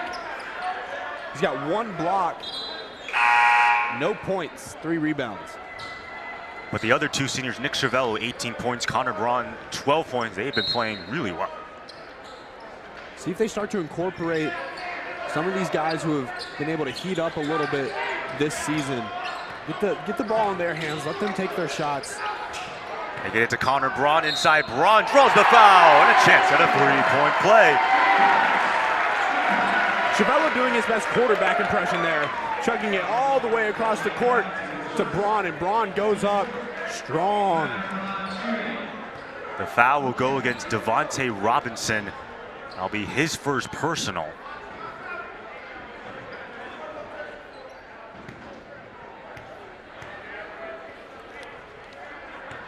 Again, Braun really playing his hardest as he completes the 3-point play. Good on Braun there. Able to complete that play. It's now a 13-point deficit. A deep 3, way off though for Robinson. I think that's the deepest 3 I've seen attempted in a while. Here's Soren Richardson, nice pass. It's Garza from beyond the arc. He hits. The 5th year, Daniel Garza, Danny G, with his second 3 of the game. 6 points, 8 rebounds for Garza. In fact, Daniel Garza, the leading rebounder for the Thunder. Here comes TJ Gardner on the ensuing possession. Gonna quiet that crowd down. And a timeout on the floor. The lead is back up to 12. And so for North Park, they've been able to withstand some of these Thunder runs. They've been able to calmly make their own shots. And of course, their defense has been really good. Yeah, their defense has been absolutely stifling tonight. You talk about a defense that sticks to players like glue. That is this North Park defense. Their full court press has caused numerous amounts of problems for the Thunder, whether it's errant passes, whether it's turnovers, you name it. The Thunders have been plagued by it all night long. Props to North Park for bringing the heat, turning on the pressure tonight. Like we've said, nothing to lose for North Park. They're playing their hearts out. And for the all the attention last season that Tyson Cruikshank got, obviously the Johnston Trophy, and what an incredible job Coach Howard did. Coach Smith, in his first year with the Vikings, not only won the conference tournament, took his team to the NCAA tournament, made it all the way to the Sweet 16, and was able to win D3 Coach of the Year. Obviously, second year, not what they wanted in terms of meeting expectations. Didn't meet it per se, but we all know that Coach Smith, he's a really good coach. Oh yeah, he proved it last year. CCIW, like we've talked about, like we've seen this season, it's a tough conference to play in. I mean, you got a lot of different moving parts, a lot of very good teams. They can shake up any sort of way. I think if you asked us a few weeks ago if we thought we had a chance at the CCIW tournament, we may have been a little bit more hesitant to say yes. But as we've seen the past few games, we can clearly with their shot tonight, anything can shake up. So Coach Smith has done a great job his first 2 years coaching in the CCIW. In the last 5 years before Coach Smith came to North Park, the Vikings were 26 of 87. Really struggled, but Coach Smith turned it around all in 1 year. Obviously, second year, as we just said, not what the Vikings were hoping for, but still a promising future. A check and a foul. Going to go against TJ Gardner. Yeah, Braun on the drive inside, trying to go down low, and Gardner just bumped into him a little too hard. And almost a takeaway there. One more pass, swinging out on the wing, wide open is Noah Hedrick. That one rims out. Good rebound there by Phil Holmes. 6'9". Here is Van Lanningham, no good, but he does draw the foul. Yeah, Connor Braun, the other 6'9" player on the court, tried to go up for the block there. Just got a little bit of his hand on it. Same with Hedrick. Again, Colton Van Lanningham, the junior out of Richmond, Indiana. Originally played at Urhun College. Now here, we just talked about how he's the leading scorer in the CCIW. No surprise if at the end of the season he's named to some sort of All-American team. So what he's been able to do in the conference. Again, North Park with his full court press, unrelenting. Yeah, North Park, as we mentioned before, they did not employ this the first time these two teams play, but showing it off here as Hedrick's shot just got rejected. Garza able to get it back, and he draws the foul. It's going to go against Phil Holmes once again. Oh boy. Yeah, look at Holmes getting both of his hands up there. And then Garza with the awareness to grab the ball and go for the shot. Great job drawing the foul there.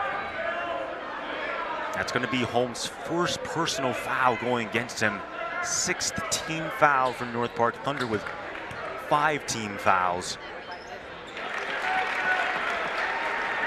For Daniel Garza, 6 points, now 7 points, 9 boards.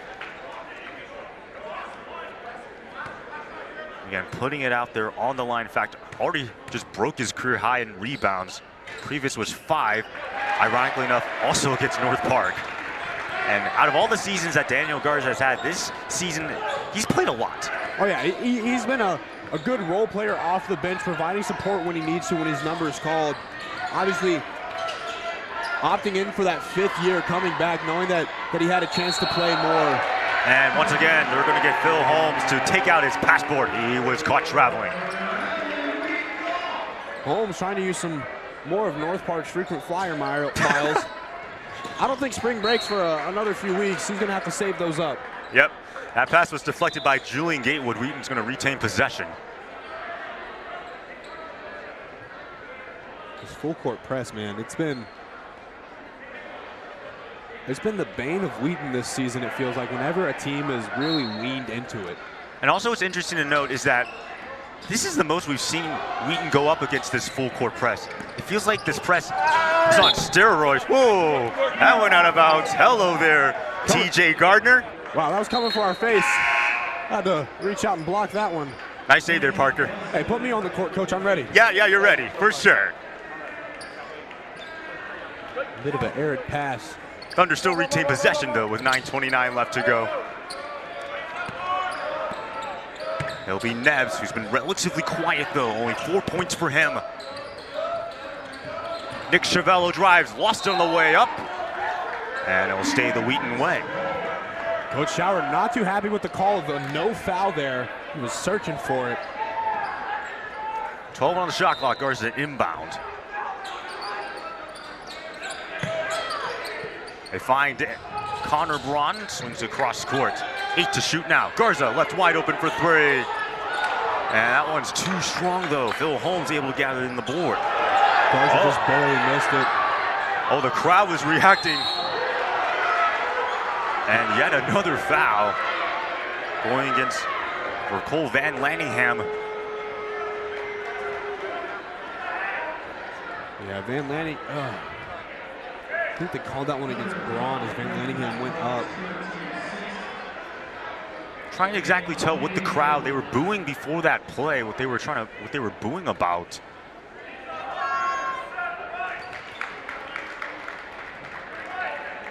Van Lanningham keeps up his perfect streak from the line, 8 for 8. Make that 9 for 9. Van Lanningham now with 16 points, 5 boards. Chavello again leading scorer for all players with 18. Here's Connor Braun, he'll take a corner 3-pointer. Boom goes the dynamite. Oh, North Park turning on the gas. They leave Van Lanningham wide open for 3, but that one pounces out, but able to get his own rebound. See your big man go up for a 3 there and just nail it from the hardest spot on the court. And another shot is off the heel for Van Lanningham. Garza in double digits now, 4 rebounds with 10. Thunder 9 of 19 from the field. North Park 6 of 16. Here's Chavello being guarded by Holmes. 10 on the shot clock. And drawing the foul. Shot won't go, but 2 free throws coming up for Nick Chavello. I just got word that what the crowd was booing at a few possessions ago, the refs missed a backcourt violation on North Park. Ah, that would explain why the entire arena was up in disarray. Again, Nick Chavello to the free throw line. He nails his first one. Now 3 points away from tying his career high. Again, 22 points. When you saw Annie Tate in women's basketball tie her career high with 39 points, 9 boards, so 1 rebound shy of a double-double. And we saw her reaction when she went to the bench with about 1:30 left to go. She's like, oh, I could have broken my career high. Just one more. Just one more, and even a double-double. The crowd's erupting. It's a less than a 10-point deficit. Garza with the block. Van Lanningham still has it, draws yet another foul.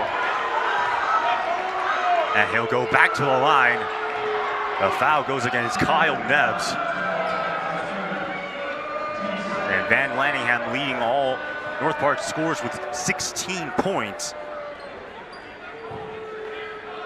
Likely won't reach his career high, which is 38 points against Carthage this year on January 3rd. 10 for 10 from the charity stripe tonight. I'd imagine Coach Schauer's telling the Thunder not to foul him. So able to knock down both free throws. Lead back up to 11. There's Noah Hedrick. Oh, the alley hoop. Trying to connect with Braun, but not on the same page. Just a bit too strong on that pass there from Hedrick. It looked good from our distance, but just not able to execute. Here's Van Lanningham, another rejection. The block by Chevello. Chevello trying to pick up pace. Ball is still on the ground, and it's taken away by North Park, but it's overthrown. Oh, what a play! My goodness, Van. That's Wow. Nelson. It's Nelson on the finish. Preston Bax with an incredible save. That's a heads-up play there by the Vikings. And that ball just went flying. Double team. They go back to Chevello. And now Nebs, that was deflected by a North Park player. It will stay with Thunder. That was Pumphrey on the deflection there. Now take a look at this save here. Van Lanningham just lets the ball follow backwards, and look at that. Bax. That's just a sick pass there by Preston Bax. Getting all sorts of air. I mean, that would count as an assist, but I mean, if we're using advanced metrics, that should count for way more. 100%. One on the shot clock. Chevello just has to put up a desperation shot. No good, but able to get the rebound and the foul. It's Nathan Clark. So he'll go to the free throw line. Again, Clark, another one of those players that has seen increased minutes and increased playing time, has played in 14 games. In fact, started in one of those games. That would be against Carroll. Career high 8 points came against the Big Blue. His first free throw attempt of the year is good. Yep, you're right.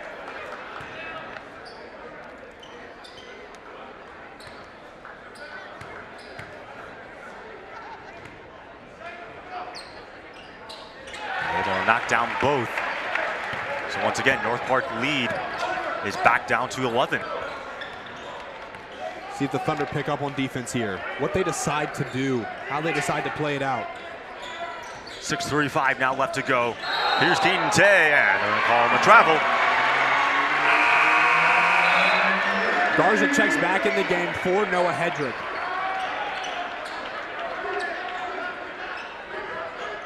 Let's see what Coach Schauer draws up for the Thunder offense. If Garza, Chevello, Nebs, and Nathan Clark brought all in. Preston Bax, Shamar Pumphrey also in the game. And a harassment, and they're gonna get a travel against Nathan Clark, so the Thunder turn it over again. I think they got his plant foot just moving just a little bit. Had him in that trap, that full court press. Continues to cause problems for the Thunder with 6:23 left to go in the ball game. That's now 22 turnovers for the Thunder. North Park only 8. I mean, they're winning the turnover differential by 14. Might be a season high for the Thunder in turnovers. I mean, they struggled against Piedmont in the Leaf One Classic when it came to turnovers. Here's Van Lanningham, gets inside. Van Lanningham gets his second shot to fall. Staring down his own bench, give him 20 points tonight. Another deflection and another steal. Here's Van Lanningham. And I'm not sure what the exact call is per se, as the refs are still discussing it. They'll have a little conference here, see what to call.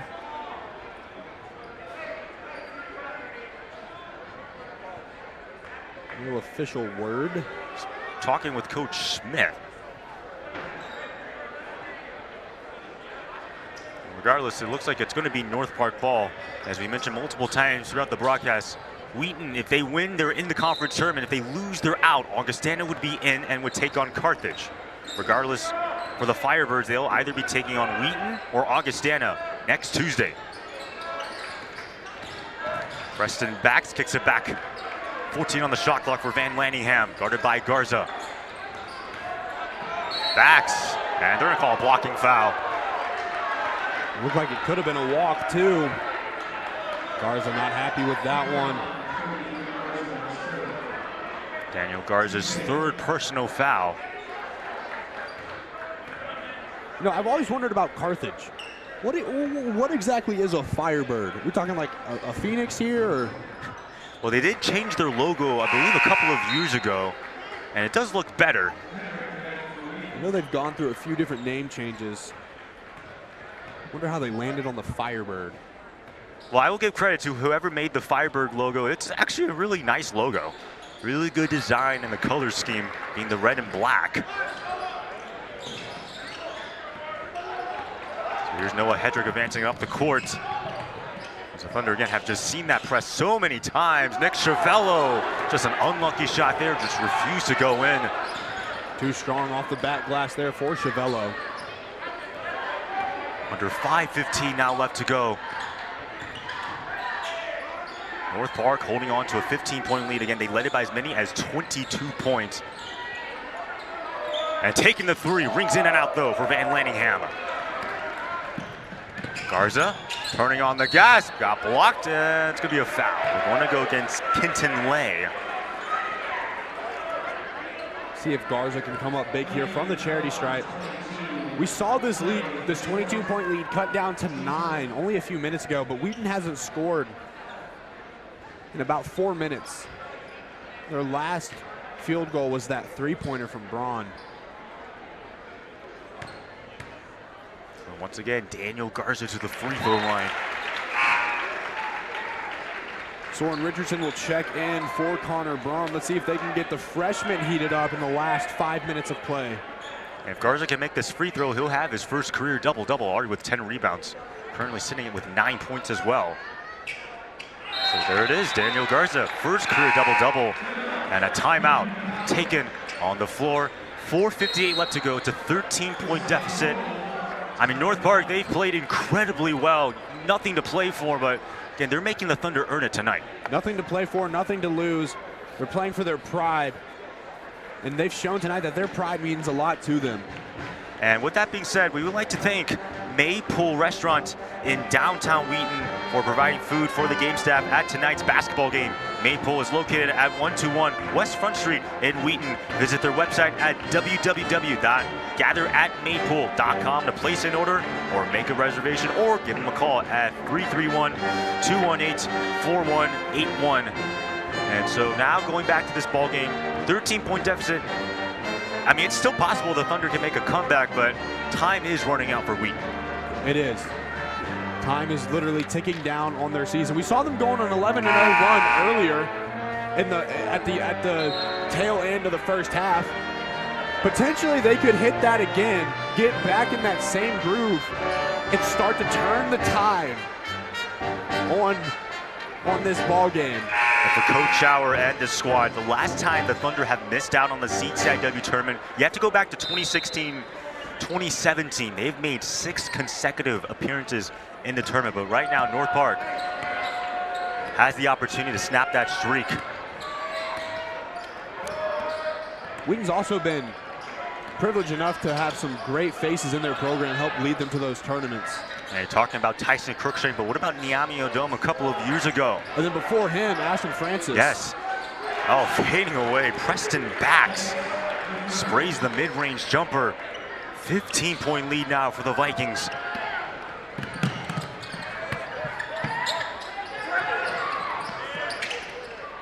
See what the Thunder draw up here.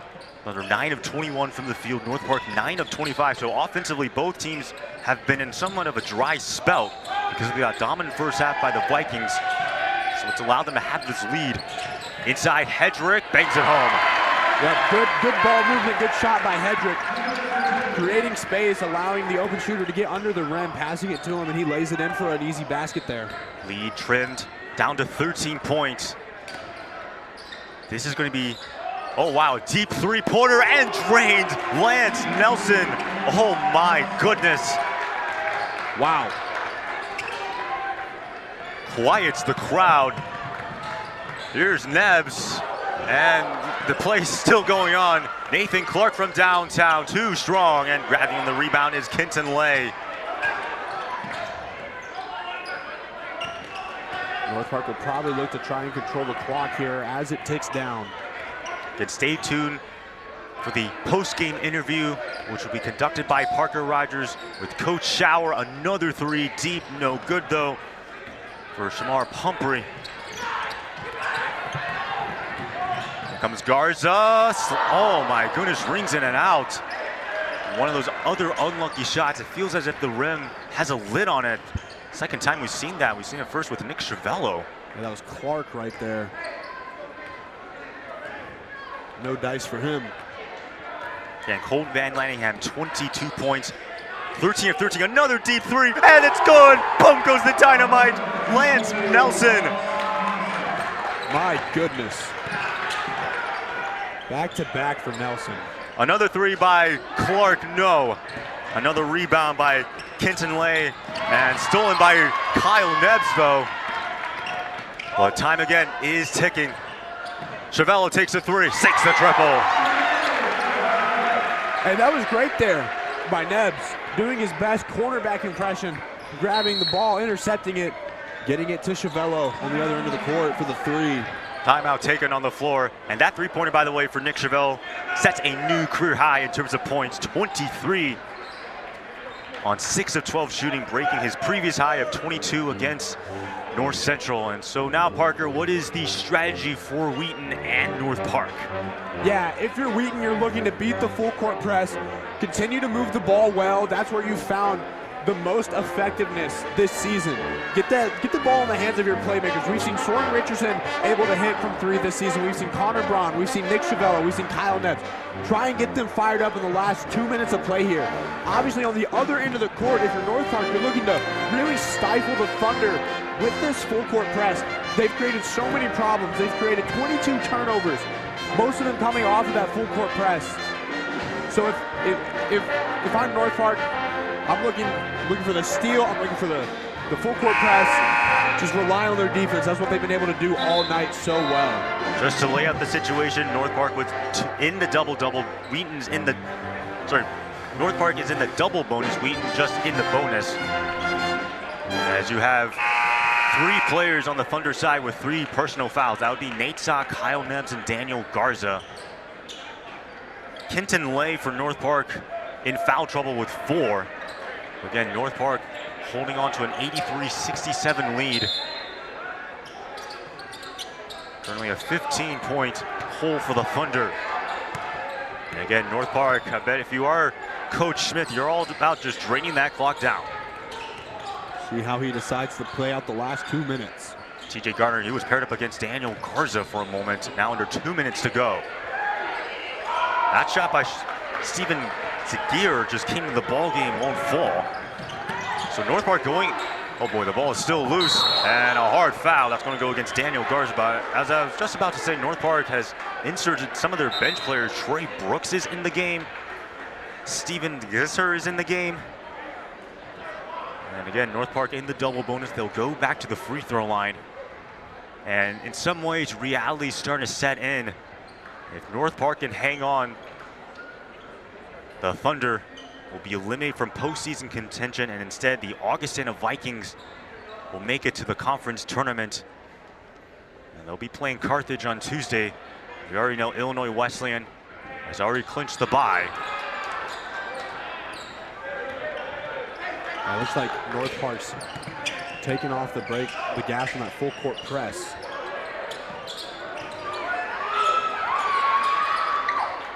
Here's a three-pointer by Neves.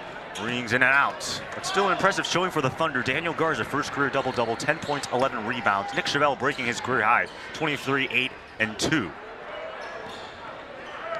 But not the showing for Coach Schauer, as he was probably hoping for, and a timeout is going to be taken, and the crowd honoring their seniors.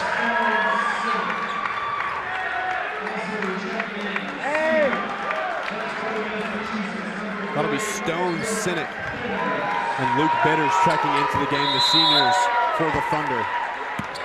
For Luke Bitters, this is his first game. He's a senior, and he's getting a chance to take his first minutes. Bitters inside, bangs it home, and draws the foul. So how about Luke Bitters, the senior out of Massachusetts, did not play his sophomore year nor his junior, getting his first minutes. And a chance at a three-point play for him. He gets it. Again, one of the many seniors that were honored tonight. Cuts the lead down to 13. But for North Park, they play spoiler to the Thunder chances at making the tournament. Trayvon Roots takes it away. Here comes Luke Bidders again. Bidders drives. Bidders high off the glass, though. It's no good. Stone Sinek there on the steal and drive. Senior out of California. And for Sinek, has only appeared in 5 games entering tonight.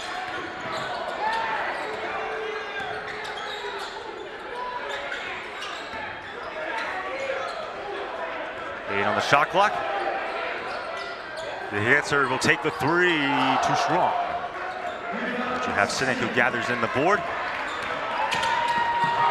Nick Cervello with a nice move. Here's Sinek from beyond the arc, too strong. Garza gathers in the rebound. And how about this for the Thunder, pretty much playing with all seniors in the starting lineup. 3 ball also does not fall. So you have Stone Sinek, Luke Bidders getting some really nice minutes, but unfortunately for the Thunder, a loss here eliminates them from the CCIW tournament. Congratulations to the Arkansas Vikings. The glass slipper still fits for them. They will be playing against Carthage. And for the Thunder, finishing 6-19 on the season, 5-11. Their first losing season since the 2015-16 season when they won 5 games, and only the second losing season for Coach Schauer. And Parker, any final thoughts on this ballgame? Yeah, I got to acknowledge the toughness and grit from the Thunder. They continued to fight the whole game, but that'll take us to the floor for an interview with Coach Schauer. And again, an impressive performance by Colton Van Lanningham, 22 points for him. A spoiler there as North Park gets to 11 wins on the season, and they also win their 6th conference game. We'll take it down to Parker. Coach Schauer, take it away. Your final comments tonight. Yeah, I mean, the real reason I came over here is, I want to pay tribute to those 6 guys. You know, hopefully we can maybe talk 1 or 2 of them coming back for another year. But great young men. Really difficult season. Tonight was tough too. You know, kudos to North Park for a team that's out of it to play like they did. You know, recognize our women's seniors as well. A lot of it is I just want people to know it's a disappointing season in terms of wins and loss. But it's a pretty high caliber group of men. And if the AD knows what he's doing, he'll fire the basketball coach. Well, thank you everyone for joining us tonight. This concludes our presentation of Wheaton men's basketball. North Park takes down the Thunder 83-70. This is Parker Rogers signing off from King Arena.